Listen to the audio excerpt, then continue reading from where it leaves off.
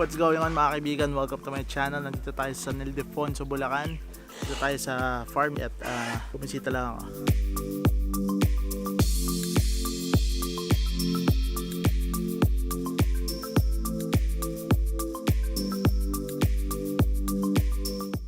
Okay guys, pakilala ko kayo sa mga kambing namin. Yung malaking kambing na yan, siya si Lebron. At bakit kanyo Lebron? Goat eh.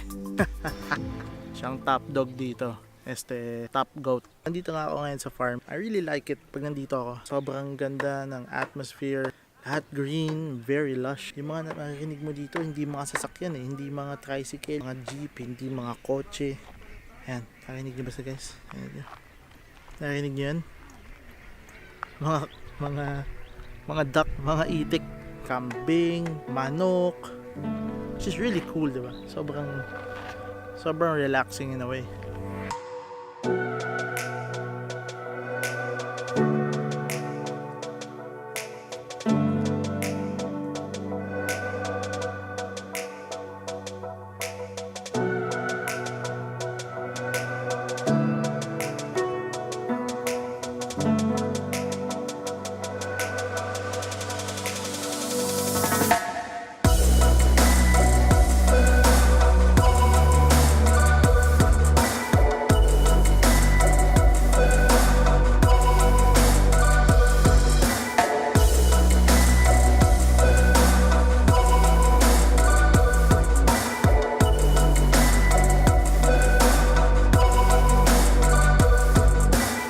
Nakakatawa pag masdan yung mga goat.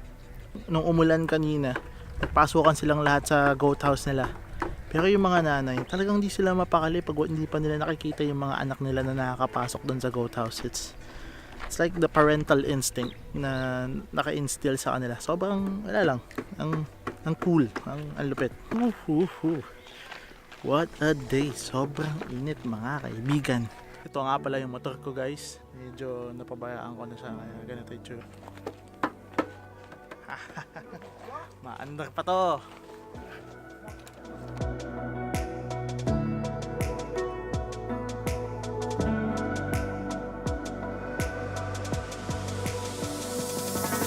Guys, nandito tayo sa terrace sa taas.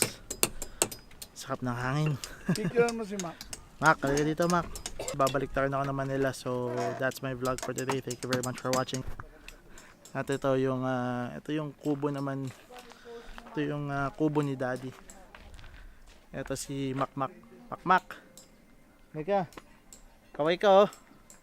Jumahiyain sa Mac. Pasok tayo sa kubo. Hello. Grace, kumakanta ka ba? Ha? Papakita natin ito sa sa tawag ng tanghalan.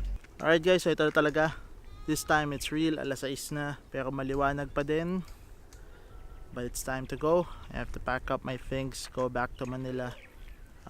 Bibilang ko na pasalubong si Baste at si Annabelle.